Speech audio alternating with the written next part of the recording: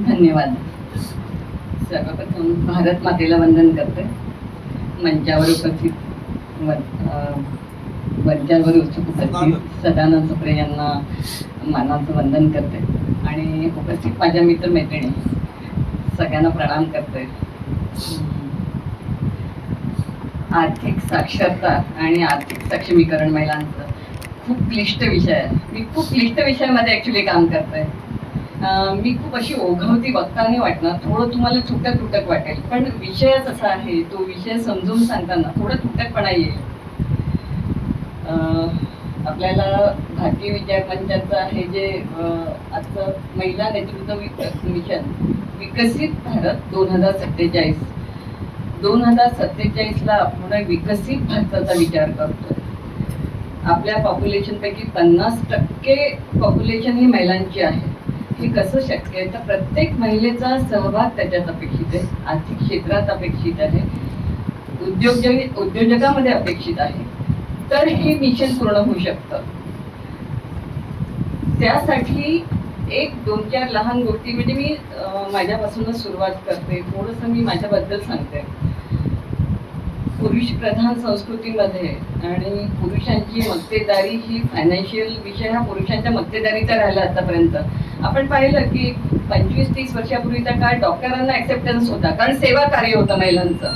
पण एका महिलेला चार्टर्ड अकाउंटंट म्हणून ती आम्हाला फायनान्शियल काही ॲडवाईस देऊ शकेल हे ऍक्सेप्टेबलच नव्हतं.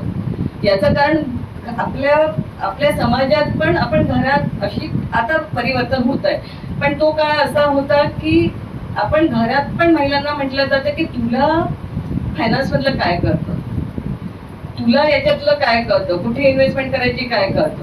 अशा क्षेत्रामध्ये लग्न झाल्यावर मी ही परीक्षा पास झाली. ही खूप कठीण परीक्षा आहे. तुम्हाला लोकांना किती सीए बद्दल माहिती नाही, मला कल्पना नाही.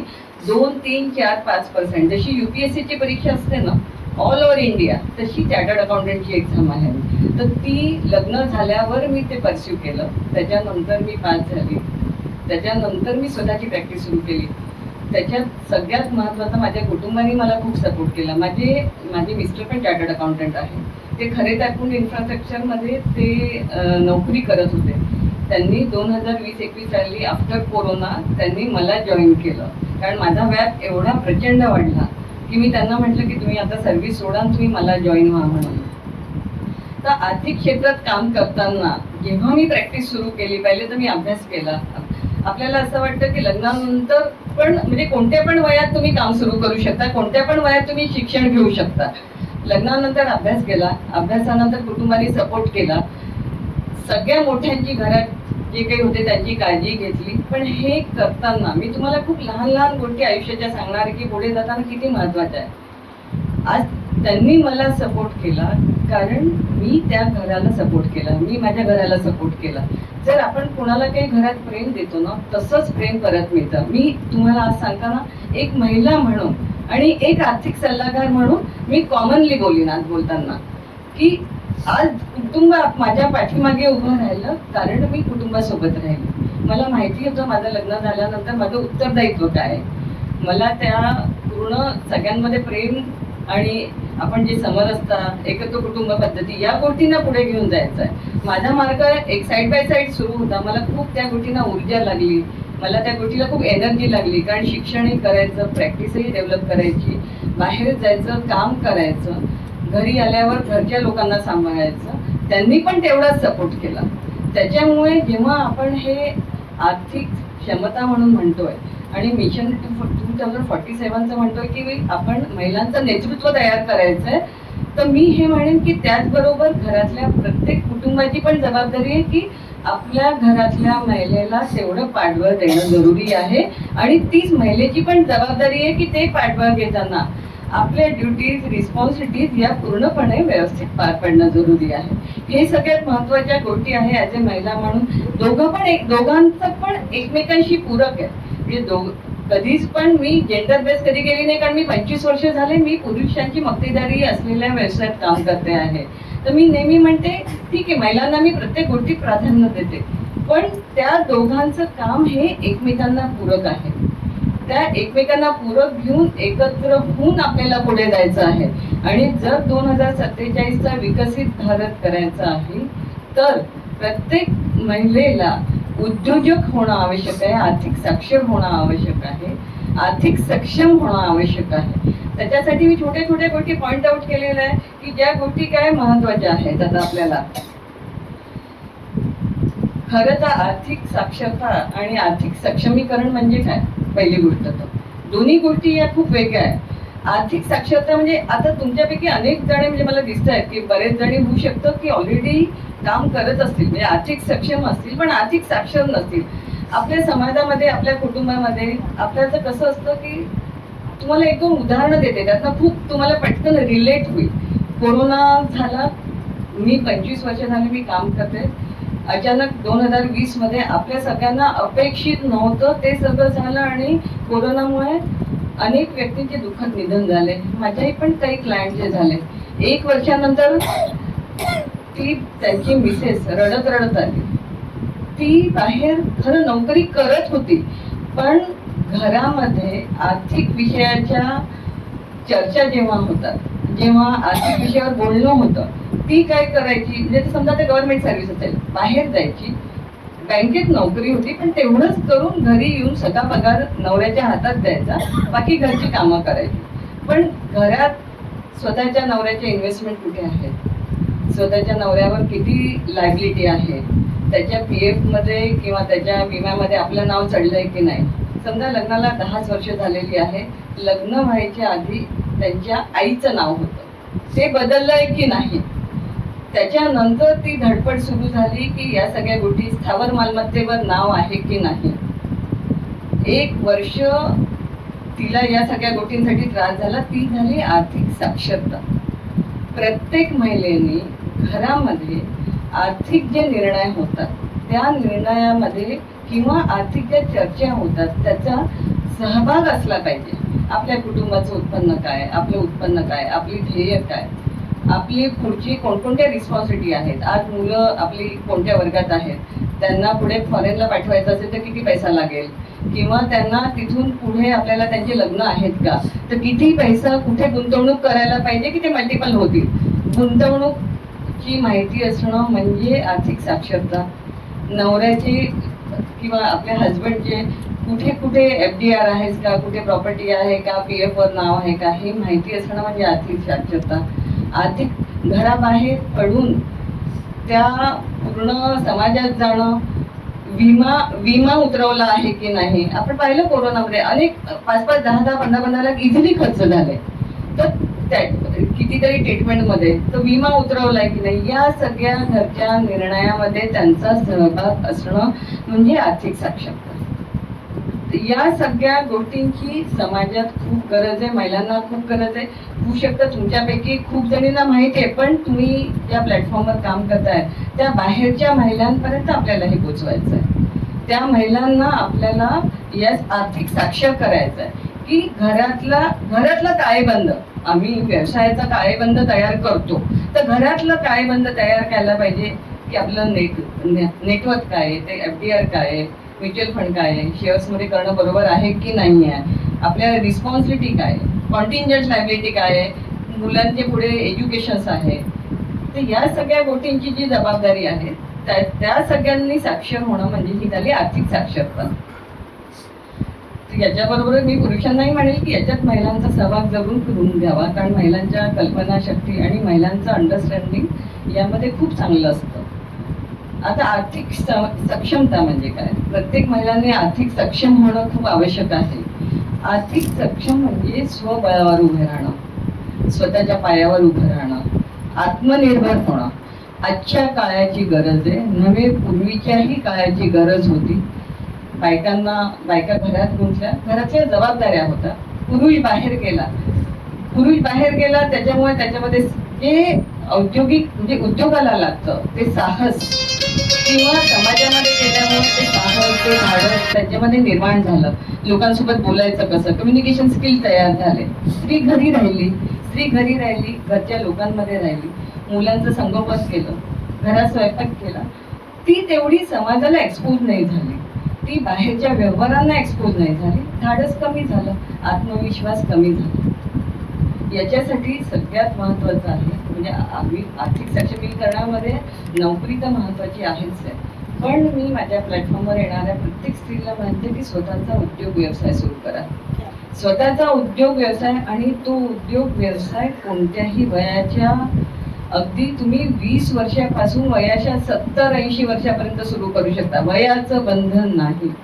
कोणताही उद्योग व्यवसाय सुरू करायला वयाचं बंधन नाही. कोणत्याही क्षणी तुम्ही सुरू करू शकता. त्याच्यासाठी 2-3 गोष्टी इम्पॉर्टंट आहेत. आता सगळ्यात पहिले तर स्त्री ही व्यवसाय का चांगली सुरू करू शकते. स्त्रियांमध्ये देणगी आहे. IQ आणि EQ, इमोशनल क्वोशन आणि इंटेलिजंट क्वोशन, हे दोन्हीचं स्त्रियांमध्ये बॅलन्सिंग आहे. कोणत्याही प्रशासनावर स्त्रीची जेवढी चांगली पकड येते ती कदाचित पुरुषाची नाही होऊ शकत. पुरुषांमध्ये साहस आहे, स्त्रियांमध्ये कदाचित ते कमी आहे, कारण आत्मविश्वासाची कमी आहे, कारण घरी कधी बाहेर पडली नाही. पण त्याच्याच सोबत इमोशनल क्वोशन या गोष्टीचा जर तिने प्रशासनात किंवा त्यांनी आपल्या उद्योगामध्ये चांगला उपयोग करून घेतला, शेवटी हा समूह कसा तयार होतो, टीम कशी तयार होते, उद्योग कसा तयार होतो, व्यवसाय त्याचा हा संघटनाने तयार होतो. हे सगळं आज आपलं संघटन आहे.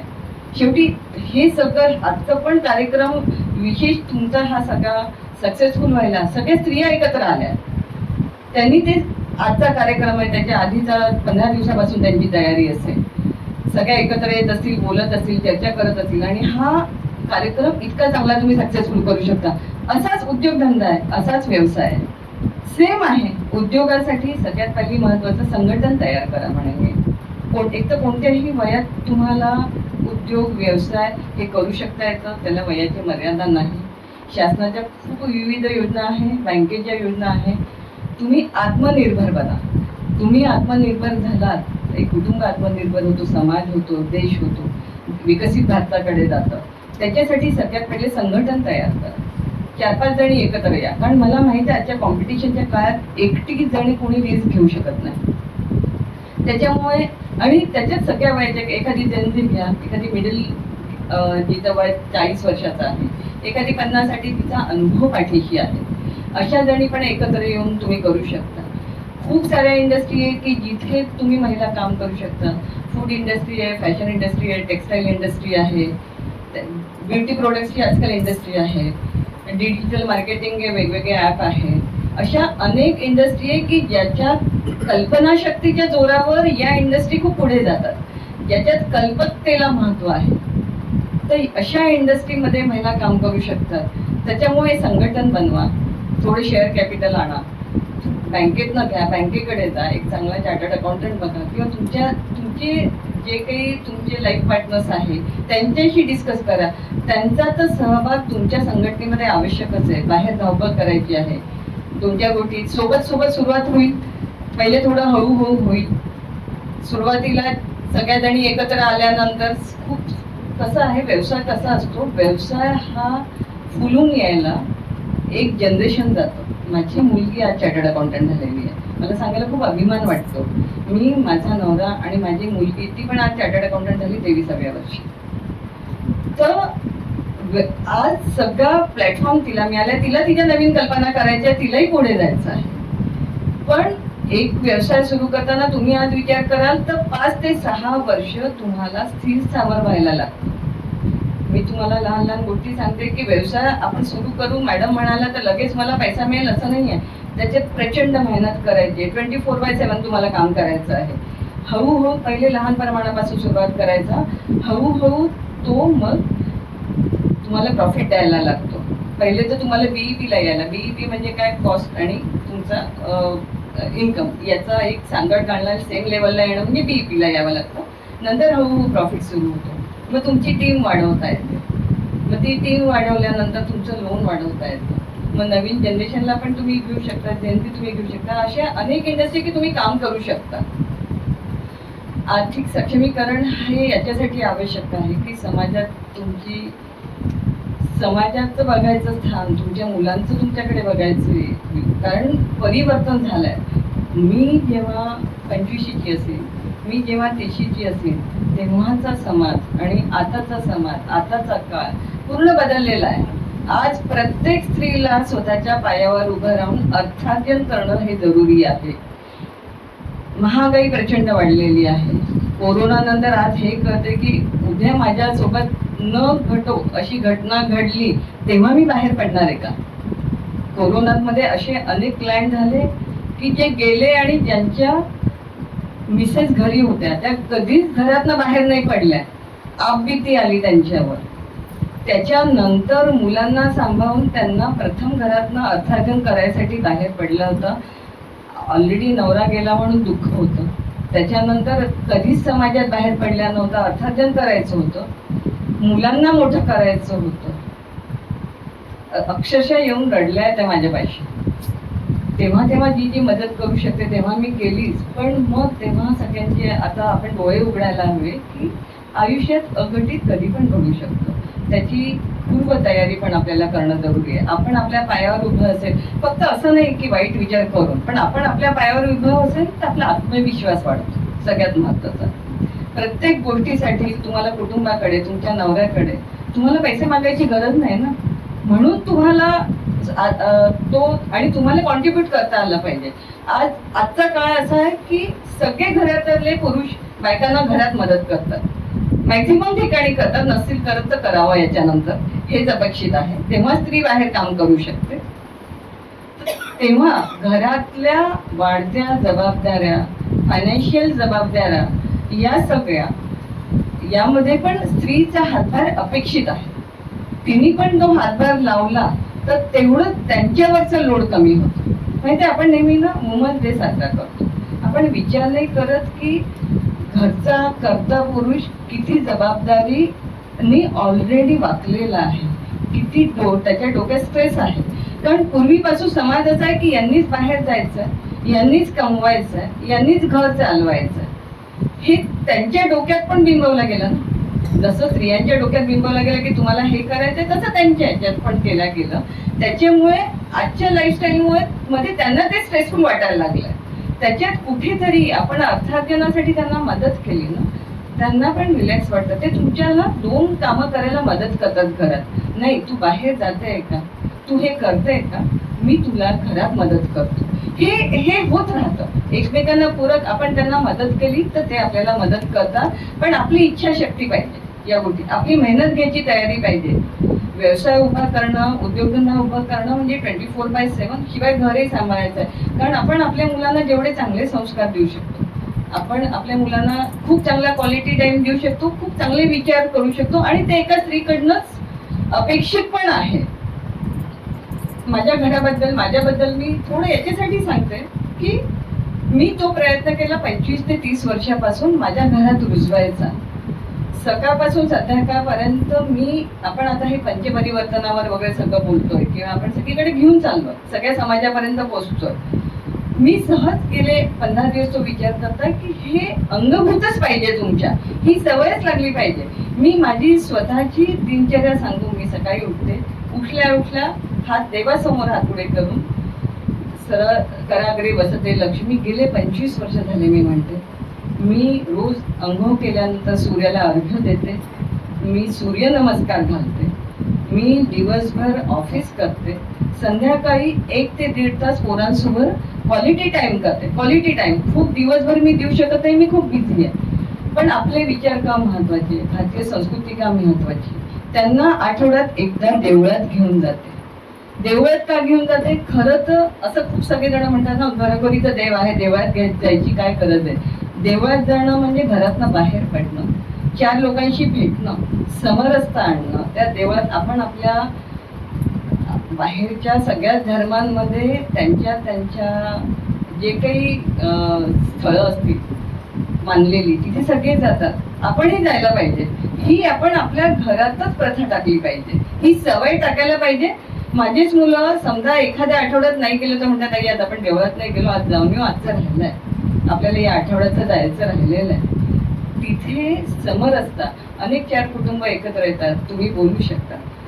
तर या सगळ्यांचा आज सांगायचं सार असं आहे की सगळ्यात महत्वाचं तर स्त्रीने घरातनं बाहेर निघणं जरुरी आहे, समाजात येणं जरुरी आहे, आर्थिक क्षेत्रात उद्योगधंदा किंवा नोकरी किंवा व्यवसाय करणं जरुरी आहे.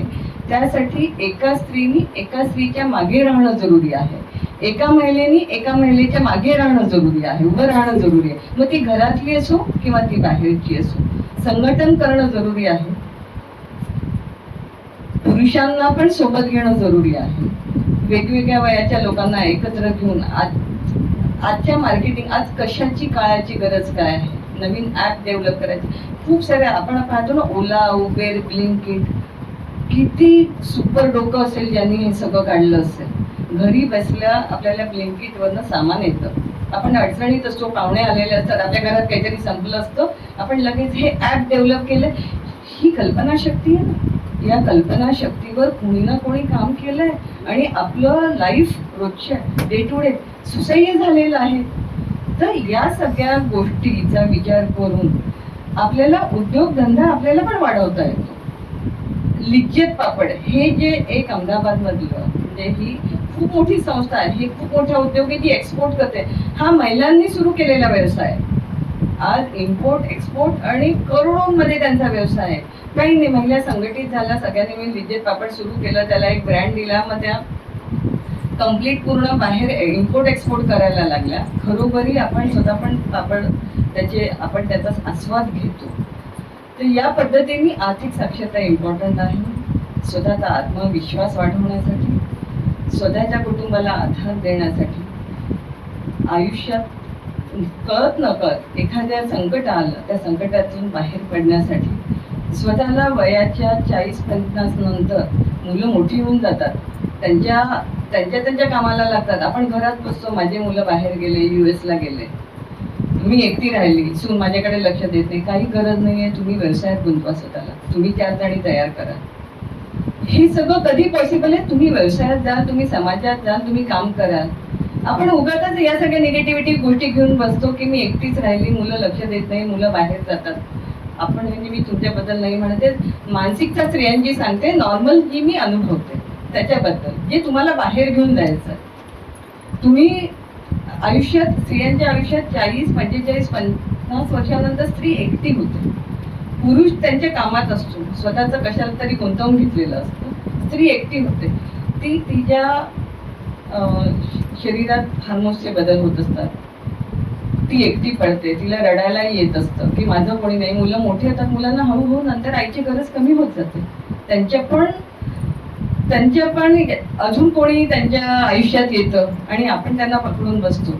याच्यासाठी पण स्वतःच्या बळावर स्वतःसाठी काम शोधणं आधीच आवश्यक आहे, स्वतःला गुंतवणं आवश्यक आहे.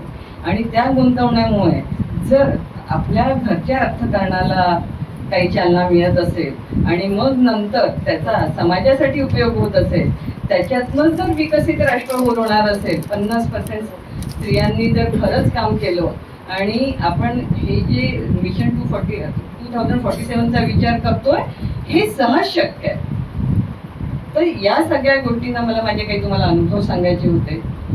आणि मला पुन्हा असं, म्हणजे मी ऍक्च्युली 25-26 वर्षात समोर येणारे प्रत्येक उद्योग करणारा प्रत्येक जण म्हणजे पुरुष येतो किंवा मेल येतो. मला असं खूप वाटतं की स्त्रिया नोकरी करतात पण उद्योजिका का नाही होत. माझ्या समोर येणारे, मी जेव्हा क्लायंटच्या फाईल येतात, स्त्रियांची नावं आहेत, स्वतःच्या स्त्रियांची नावं असलेले सगळ्यांचे धंदे आहेत. कोणाची मॅन्युफॅक्चरिंग इंडस्ट्री, कोणाची ट्रेडिंग आहे, नाव कोणाचं लक्ष्मीचं घरातल्या, पण तिला त्यातलं काहीच माहिती नाही. तिचा सहभाग आवश्यक आहे ना. तिच्या नावाचं काम आहे तर तिचा सहभाग पण आवश्यक आहे. तिने तो समजावून घ्यायला पाहिजे. तर या सगळ्या गोष्टींचं मला ऍक्च्युली चर्चा करायची होती तुम्हा सगळ्यांशी. या व्यासपीठावर आज मला बोलवलं, मला 2 शब्द बोलायची संधी दिली. मी माझी मतं मांडली. आर्थिक साक्षरता आणि आर्थिक सक्षमीकरण किती एखाद्या महिलेच्या जीवनात इम्पॉर्टंट आहे, मी त्याचं सांगितलं. मी सहज सोप्या शब्दात सांगितलं. मी खूप अलंकारिक बोललेली नाही, कारण मला खूप बौद्धिक द्यायचं नव्हतं, पण त्यांची तुम्हाला काळाची गरज मी सांगितलेली आहे. मला इथे येऊन 2 शब्द बोलायची तुम्ही परवानगी दिली, त्याच्यामुळे तुमच्या सगळ्यांचे खूप खूप धन्यवाद. आणि मी माझे शब्द इथेच संपवते.